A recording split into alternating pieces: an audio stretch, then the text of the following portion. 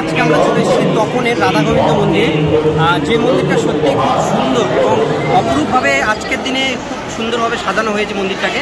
আজকে তোমাদেরকে ভিডিওটির মধ্যে দেখাবো। আর এখানে তিনটে বড় বড় রথ আছে, এই রথগুলো তোমাদেরকে আজকে ভিডিওটির মধ্যে দেখাবো। ভিডিওটি কেমন লাগছে অবশ্যই কমেন্টে জানিও। ভালো লাগলে লাইক করো, চ্যানেলে সাবস্ক্রাইব করে পাশের বেল আইকনটিকে বাজিয়ে রাখো। আমরা এরকমই ব্লগ রিলেটেড আপডেট আমাদের চ্যানেলে দেখি। চলো ভিডিওটিকে শুরু করা যাক।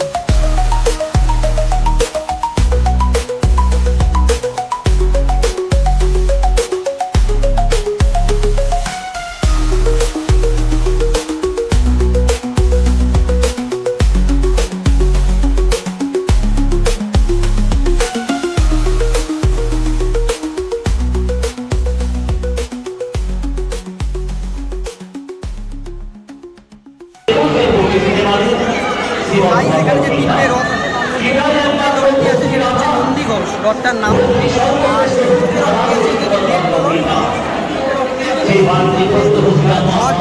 সেই রথ, এই তিনটি রথ বড় বড় রথ, যেটা মানে খুব বড়। আর তপনের যে মন্দিরটা সত্যি খুবই সুন্দর, খুব সুন্দরভাবে আজকের দিনে সাজানো হয়, মানে দেখতে অপরূপ। তোমরা ভিডিওর মধ্যে দেখো, অবশ্যই তোমাদের ভালো লাগবে।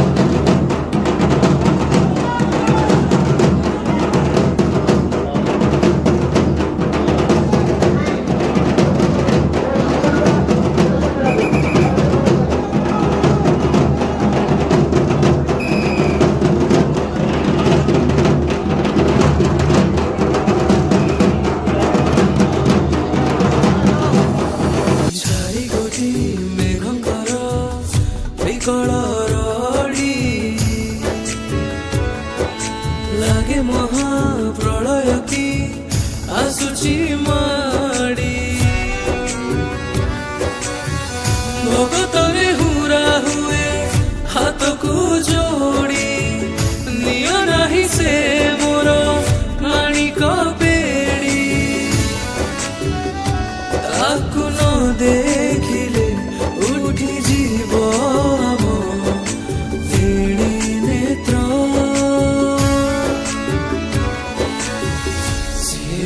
जगन्नाथ